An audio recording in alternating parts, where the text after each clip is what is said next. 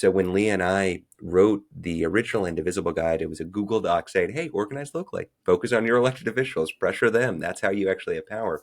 When we wrote that, part of what we had in mind was fracturing the MAGA coalition to prevent the damage they were trying to do. But the other half of it was helping Democrats find their spines, encouraging them to actually push back, coordinate a unified opposition. And so we find ourselves right now in a really scary place. Look, I'm not going to lie. This isn't just 2017. It's not just the first Trump No. administration. In many ways, it's quite a bit more dangerous.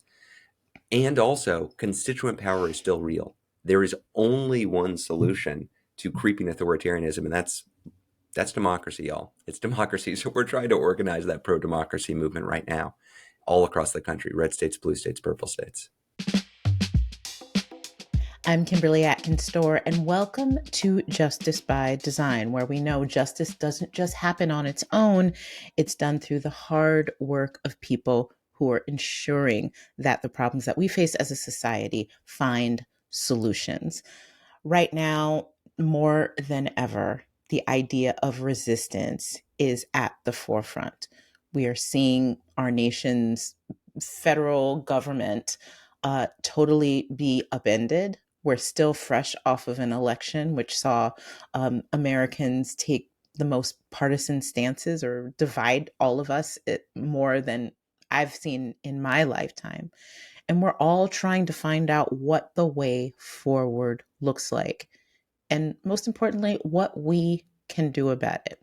And there is no better person that I can think about to have this kind of conversation in this moment than Ezra Levin, who is the co-founder of the progressive nonpartisan organization Indivisible. Ezra, when I thought about making an episode, and one of many episodes, about how to resist and what that resistance movement can look like, you were one of the first people who came to mind. So I really appreciate you joining me today. That's so kind, Cam. It's great to be here. Happy to talk. Sure, sure. So before we get started in the discussion, introduce yourself to our listeners. Let them know who you are and what you do there at Indivisible. Sure. Hey, everybody. I'm Ezra, one of the co-founders of Indivisible, a co-executive director with my spouse, Leah Greenberg. We started Indivisible, about 8 years ago. It was in the immediate aftermath of the Trump win. And look, I'm a former anti-poverty advocate, worked on homelessness issues in the Bay Area, worked on Capitol Hill. I am a former congressional staffer. Don't hold that against me. After working on Capitol Hill, I did a lot more work doing advocacy, anti-poverty advocacy on the Hill. And that's where I was in 2016, where Donald Trump won the first time. And it wasn't Trump's election that led us to write a guide to how you can organize locally and push your members of Congress and fight back against the Trump administration's agenda. That was half of it. The other half of it, though, was seeing a lack of a unified opposition party out there. We wanted to see national leadership actually pushing back. So when Leah and I wrote the original Indivisible guide, it was a Google Doc saying, hey, organize locally, focus on your elected officials, pressure them. That's how you actually have power. When we wrote that, part of what we had in mind was fracturing the MAGA coalition to prevent the damage they were trying to do. But the other half of it was helping Democrats find their spines, encouraging them to actually push back, coordinate a unified opposition. And so we find ourselves right now in a really scary place. Look, I'm not going to lie. This isn't just 2017. It's not just the first Trump No. administration. In many ways, it's quite a bit more dangerous. And also, constituent power is still real. There is only one solution to creeping authoritarianism, and that's democracy, y'all. It's democracy. So we're trying to organize that pro-democracy movement right now, all across the country: red states, blue states, purple states. Yeah, and I think that's important because when I think about resistance, the more I think about that and organizing, in order for that to be effective, the goal has to be clear Mm, and it has to be defined. So hmm as you see it in this moment, as you, I think, very correctly laid out, where we are in this moment is one like no other. Yeah. The threat is real and we're seeing its effects happen in real time. What is the goal? Because I think some people misunderstand and just think, well, the goal is to support Democrats or the goal is to be against MAG. That's not the ultimate goal. Like, political parties are a part of the system. Ideologies, uh, even some as extreme as MAGA come and go, but you have to have a goal in mind as to what you are fighting for. What do you see as that goal? Let me answer this a couple ways because we have a long term goal, right? We have a long term goal of a real democracy, a pluralistic democracy, one that actually responds to the will of the people, that provides for the people, that implements policies that are supported by the people. That's where I would like to get to ultimately. And obviously, we do not have that right now. We have gerrymandering, we have money infecting politics, and we have a very unified MAGA movement in control of, at the very least, the Congress and the presidency, but also possibly the courts. Uh, that doesn't look like a real democracy to me. They're currently in the process of jamming through Congress one of the most unpopular and extreme agendas that I've ever seen. Had 4% approval rating, this Project 2025. I'm not just talking about social and economic policy either. I'm talking about the Yeah. very underlying workings of our government, the idea of a separation of powers and the idea that Congress controls the purse. It's scary stuff. It doesn't reflect the will of the people. It doesn't reflect the will of the people. So in a long-term way, I would like a representative democracy. That's what I would like to see us move towards. And we got to recognize we don't live in the long term. When we choose to act, when you wake up this morning, you got to choose what to do today. And what you can do today is based on what are the issues that are currently being debated today, and what power and leverage do you have based on where you live. This is still a democracy in which you vote for a city council person, a state legislature, a senator. Those are your representatives in government, all across all forms of government, local, state, federal. Whether or not you can move one of those or replace one of those is based on your own political reality. And you're going to have to figure out, along hopefully with other organized folks in your community, this is where we can have an impact. We can fight for this. We can fight against this. We can organize opposition to that bill. We can organize support for this strategy. But it's going to be different in Akron, Ohio, than it is going to be in the River Valley, than it is going to be in Alaska, than it is going to be in San Francisco. The specific opportunities and threats are going to be different based on where you are. And I'm not going to be the guy at the top that says everybody has to do exactly this. It won't work. It's got Yeah. to be led from the bottom up. You're going to have the expertise. You're smart. You're paying attention to this. So the thing to do, and the thing that I would like to see in the immediate term, is a lot more people leading themselves in this moment. Mm. That's my real goal. I want folks organizing and leading themselves, and not just listening to talking heads, but taking it upon themselves to really be the change, to do politics and not just consume politics. So, how does that work? I mean, I know we have probably many of our listeners already know about the guides that Indivisible puts out, but as an organization that is not, as you stated, you're not within the government, Yeah. you're not, you don't see your position as just bolstering Democrats, but Yeah. also challenging them too to do more. But talk a little bit about being an organization outside the system, but trying to change it from the outside. Gosh, there's so much power in being not an arm of a political party. It gives you a lot more freedom. I think it's a lot of fun, I would say, because you can be a little bit more honest about what needs to happen. You can push people, even your friends. You can encourage them to be better. I really enjoy that role, and I think folks around the country that I've been working with organizing understand the value of existing not as part of the formal structure. There is a rich history in this country of social movements existing alongside but separate from the formal political system. I mean, the suffrage movement, the labor movement, the civil rights movement, these were not arms of the Democratic or Republican parties. They existed separate from and pushed the parties to be better. It's quite effective. That's actually how change does occur. It's not that some Democratic politician wakes up some morning, listens to their better angels, and suddenly you get Social Security, or suddenly you get votes for women, or suddenly you get the Voting Rights Act in 65. No, it's people on the outside pushing government to be better. And so what does that require of us? It just means talking to people, y'all. That's it. You talk to your neighbors, you talk to your friends, you gather in a community center, in a library, you identify what's happening in your community, who does represent you. You focus on them. You ask, well, why aren't they doing this, or why are they doing that? And then you make your voice heard. That's it. Make your Yeah. voice heard. That's it.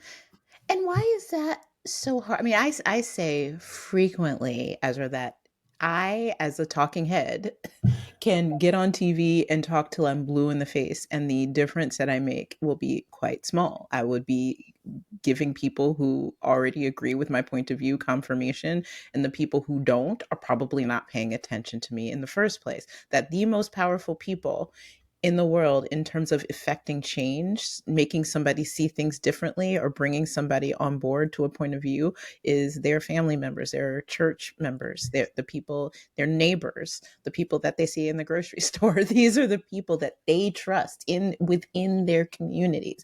To me, this is what it means by all politics is local. It's hyper local. It's in the family first.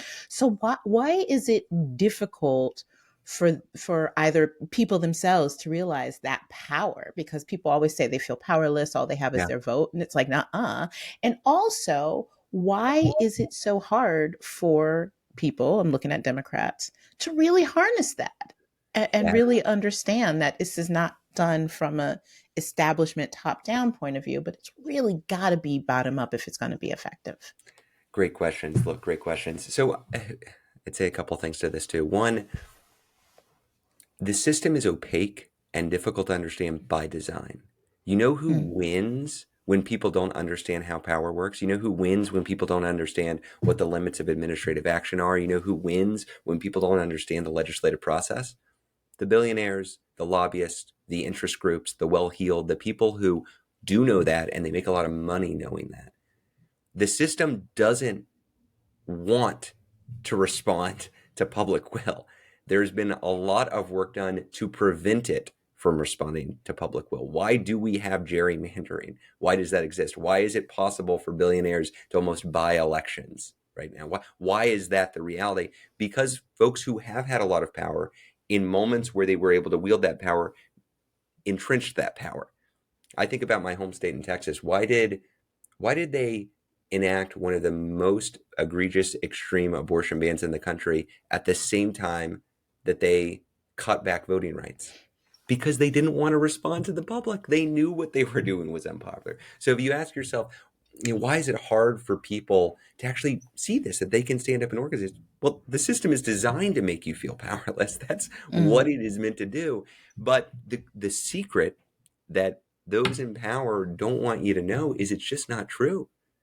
Just about mm. every single step forward we have taken as a country has come because some set of people said, well, I guess I've got to do something. And they organized and did it. And I think for those of us who are a little bit deeper into this, who are organizing, one thing that's incumbent on us is not to berate people for not doing it or not say, why are you just now joining the fight? It's to welcome them with open arms. I said I'm from Texas, I'm from the deep South. We have these Yeah. big mega churches down there, which I did not go to, but I recognize and could see around. And one really smart thing those big mega churches do is they save the parking spots at the front, the good ones, for newbies who have never come before. How Hmm. smart is that? Yeah. They're thinking about how they build their membership. They're thinking about how they build more people. And when you get into those big mega churches, you're not going to hear somebody berate you for not coming before. You're not going to Yeah. listen to some boring sermon that alienates you. It's going to be a party. There's going to be fireworks. There's going to be music. There's going to be cheering. You're going to feel like you found your home. If we want more people doing this work, we need to create that kind of environment for new folks organizing for democracy. Wow, that's really important, and I think that's hard for people. People, eh, we're humans. We have our emotions, and especially when we are devastated by what we're seeing, devastated by the direction that we see the nation taking. It is hard to say, especially when you've been one of the people, speaking for myself, who has been loud and vocal and out front, Yeah, saying warning of what might happen, and now it's happening. I get the gut instinct to say, totally. well, Totally. okay, yeah, oh, now you're surprised by what's happening. Oh, now you don't like it. Yeah. But if you are really forward thinking, you have to take people as they are. And if they are willing now to join in, you really have to outstretch a hand. I could not agree with that more. So I want to talk a little bit more about what people can do? Because again, it's the number one question that I'm asked. Yeah, What can we do? We feel powerless. We can't just wait to vote. What if there are no more elections? Like, what can we do? So we happen to be, as we speak, as we're heading into a congressional recess that's where right. lawmakers go home back to their districts. We have seen increasingly some lawmakers in the Republican Party, shying away from holding town halls or leaving their own town halls because of how unpopular the things that are happening here in Washington are Hmm. across the country. As we're recording this, too, we are also on the cusp of a government shutdown. We will see that could change minute by minute by the time this podcast uh, posts on Friday morning. But what should people be thinking as we head into this congressional break? How can they make their voices heard? Because that's exactly what, if you remember, congressional breaks weren't just meant to give lawmakers time off. It was meant for them to go home Yeah. and interface with their constituents. This is what their job is supposed to be. In fact, it's more important in a lot of ways than what they do when they come here to Washington and cast votes. So what is your strategy for this congressional recess? First of all, Kim, can I just say I love this question because I think it is the right question. It's not just what should we think or what should we understand, but what can we do? Mm-hmm. Look, I want folks to be informed. I want people to understand the issue. A big thing that we do at Indivisible is try to demystify, the complex congressional procedures so people can know what's going on. But we have such a bias towards action. We want people to actually take that information and do something, not so that they can feel good about themselves that, hey, I did the thing and I'm a good person now, but because that's important for changing things. We want to identify meaningful action. I'm never going to tell you to go sign an online petition so you feel good that you had the right idea. That's not going to help us. I am going to tell you, hey, you can push your member of Congress in this way today, because today they're trying to make a decision. And actually, this airing Friday morning couldn't be better timing, Kim. Could not be better timing. So I'm going to talk about both recess, which is coming up, but we're in a live fight right now. The Mm-hmm. Republicans in Congress have put forward a funding bill with a lot of goodies for MAGA in it. It increases funding for ICE and for defense. It cuts other funding. It does nothing to control what Elon Musk is doing in his raid of the federal government. It's something that's accepted by everybody from Marjorie Taylor Greene to MAGA Mike Johnson. They love it. And they have told Democrats, vote for this bill, otherwise we'll shut down the government. That is what they have said. And right now, as of this moment, as you said, it's going to change minute to minute. I don't know where it will be 10 minutes from now. It's Yeah. very much up in the air. We don't know if Dems are going to say, no, we're going to vote for a clean funding bill, or you're going to have to find the vote somewhere else, or if they're going to cave, if they're going to give the Republicans the vote they asked for.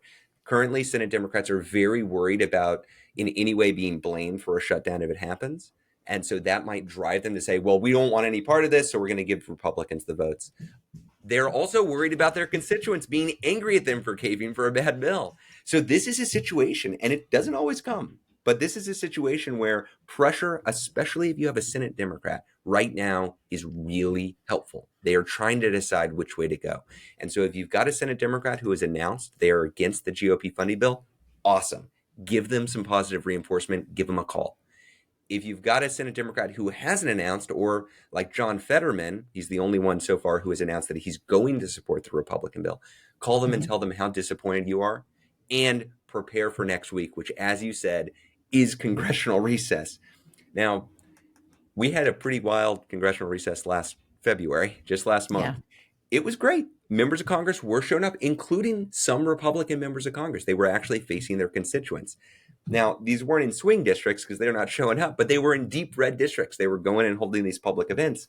And what we saw in these deep red districts were Republicans and independents and Democrats, their constituents, show up and say, why the heck are you supporting this guy, Elon Musk? Why are you firing veterans? Why are you coming after our Social Security? They got pushback.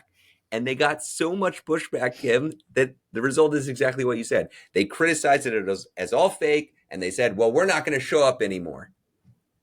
Okay, look, you're right. You don't have to show up anywhere that you don't want to show up. You can hide from your constituents. What you can't hide from, though, is accountability. At least you can't if we apply pressure. So I know what a lot of local Indivisible groups are doing are putting together empty chair town halls in these Republican districts. So Yeah. they reserve a room, they invite their friends, their family, other constituents, elected officials. they invite the local press, and they'll invite the member of Congress. And if that member of Congress chooses not to show, they are ready with a cardboard cutout or somebody in a chicken costume or a clown costume. And then the message from those events is not just that this is an extremist supporting Elon Musk.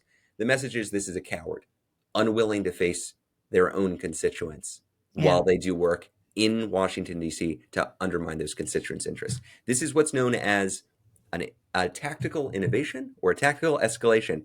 And we do this when we're being effective. We are effective, which means they are adapting and we have to respond to their adaptation. I'm excited for it. I can't wait. If you are in a Republican district, I hope that you find one of those events. If you're in a Democratic district, I hope they are holding a public town hall and you go and express your opinions. Yeah, that's so important too, because another thing I hear a lot is disappointment in the lack of urgency, the lack of clear Yeah. plan from Democrats in this moment too. That this idea that they are being timid. Yeah. And as somebody who's covered Washington politics for a long time, that is sort of emblematic in how Democrats move. Democrats strategize, they hold meetings, they consult with consultants, they do all the things before they decide, if they decide, what the next move will be. And the next move will probably be far short of what is necessary to get the job done. That's one of my biggest frustrations with Democrats, honestly. So how can people on the ground message to Democrats to tell them, no, we don't want caution. We don't want political calculus, a political calculus right now. We want democracy is on fire, and we want you to do everything that you can do right now to protect it without worrying, without taking 13 polls about how this might affect the midterms. How do Yeah. they do that? Look, I think you're diagnosing something really real, which is in the lizard brain of many Democrats. There's this general instinctual response to this of whoa, whoa, whoa, whoa, whoa. Let's look at what the polling says. Let's not go too fast. We don't want to use too strong a language. That is something. But they are not just driven by their lizard brain. This is what I would say, Kim. They also have the prefrontal cortex. They've got this other part of their brain that can think. And we got to reach that part of their brain too. Let me tell a story. In June of 2017, this is when protest was the new brunch, right? Everybody was out there pushing back against. There were marches all the time. People were showing up. We were trying to get Senate Democrats to use procedural maneuvers to slow down the attempt to repeal the Affordable Care Act in the Senate. Mitch McConnell then was trying to jam it through as quickly as possible. Our ask to Senate Democrats was withhold unanimous consent. That's a fancy way to slow things down in the Senate. Withhold unanimous consent so that we can delay this through the July 4th holiday, where there will be public events with Republican senators like a Susan Collins or at the time a John McCain. We'll show up there and we'll push them to oppose the repeal. If we can't apply that public pressure, I don't know if we're going to be able to stop this. And I remember vividly, I was on the phone with Senator Schumer's staff on that day and said, would like you to withhold consent. They said, well, we understand, but the senator's not ready to move forward with that. And I said, that's fine. We're going to have folks at every single one of your offices in the state of New York and at the offices of Senate Democrats all over the country this week. And they're either going to be asking you and celebrating you for withholding consent, or they're going to be protesting you and pushing you to do that. We left the phone with no decision. The next day, Senator Schumer announced that they were withholding consent. I think there is some idea that the challenge we're facing with the Democrats today is somehow new and unprecedented. It's not new. It's not unprecedented. We've been through this before, but we can get them to our side. It requires us doing the organizing work necessary. So when I look at a recess next week, I see that as a huge opportunity because there are some Democrats who are fighting the good fight right now. You've got a Maxwell Frost, right? You've got a Jasmine Crockett. You've got an Ocasio-Cortez. Chris Murphy is saying a lot of good things in the Senate. You've got folks who are indeed fighting this fight. We need to be cheering them on. They are our heroes that we need to rally around and show a lot of love for.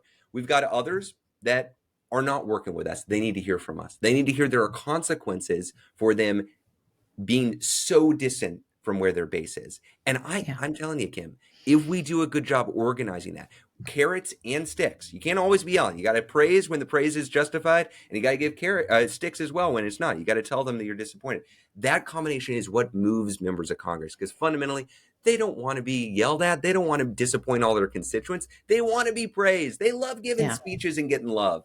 We got Yeah. to show them that that is the future we want to build together. I am not interested in spending the next year and a half yelling at Dems for disappointing me. I want to be rallying around a unified opposition party, but I'm not going to accept less than that.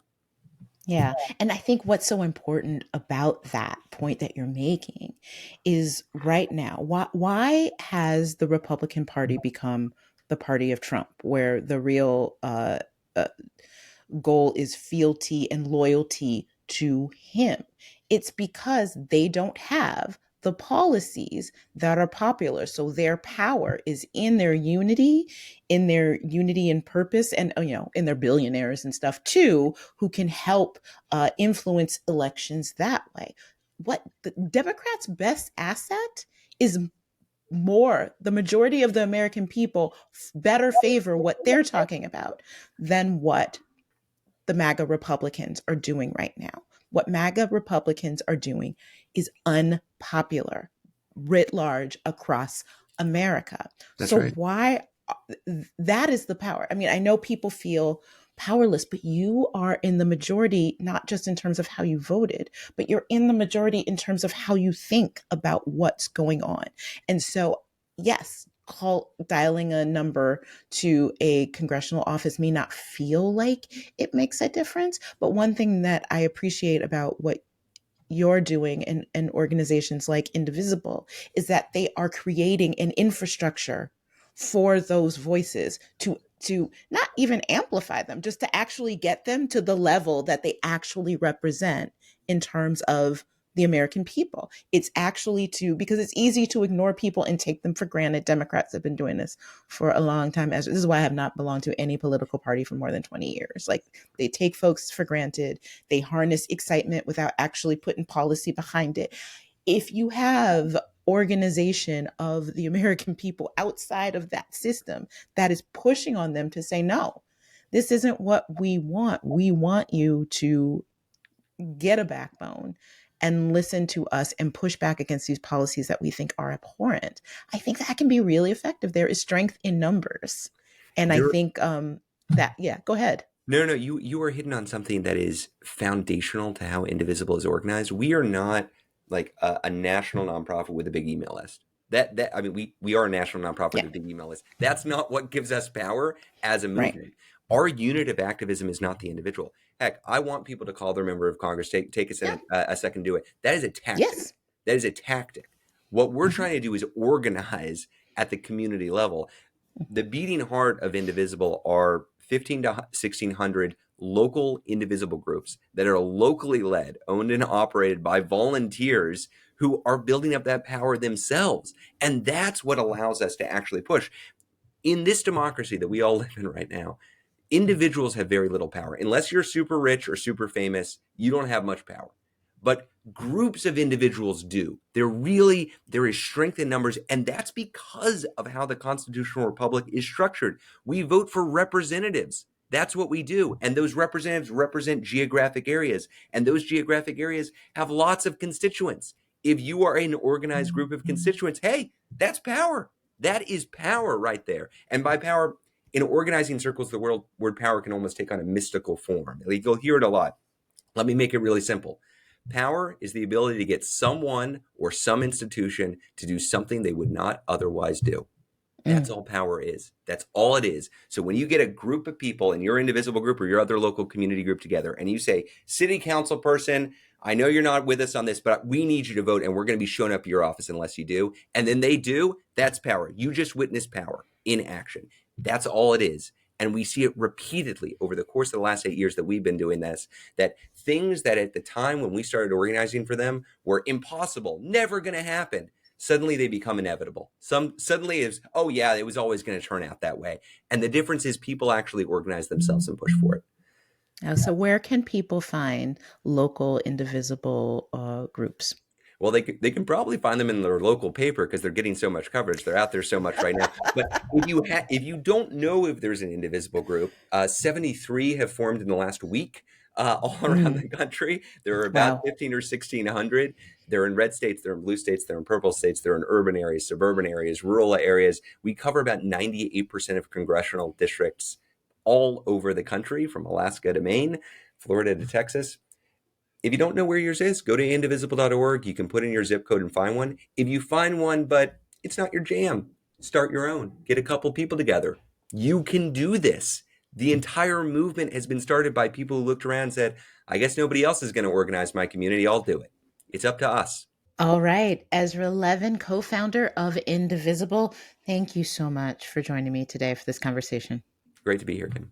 One point that I really love that Ezra made is underscoring how all politics is local. It really is. It's not just in terms of the fact that the grassroots originate on a local level, but it's even about what local officials are doing. I love how he said that it's just as important that you organize and make your voices heard to your city councils and your town councils and your school boards and other things too. I just wrote a column about the need for people to tell their local and state officials that they want sound vaccine immunization policy to keep their kids and schools and communities safe in the face of the federal government that is abdicating their duty in that space. It is important to talk to your local and state officials about election protections, to know that your vote will be safe and secure amid a national effort to make that harder. There's so much happening on a local level all the way up to the top, but it's local politics that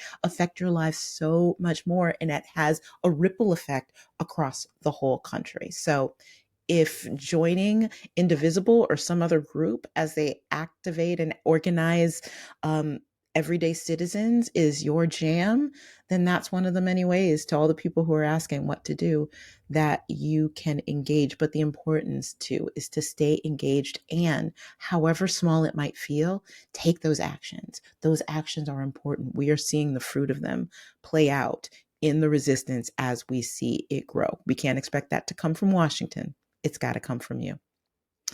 I'm Kimberly Atkins Stohr, and thank you for joining me for another episode of Justice by Design. If you like this podcast, give the pod 5 stars wherever you get your podcast, because that helps other people find it. And if you want to see our conversations, head over to the Politicon channel on YouTube, where you can see this conversation and every other one I've had since starting this pod. That's all for now. I'll see you next week with another episode of Justice by Design.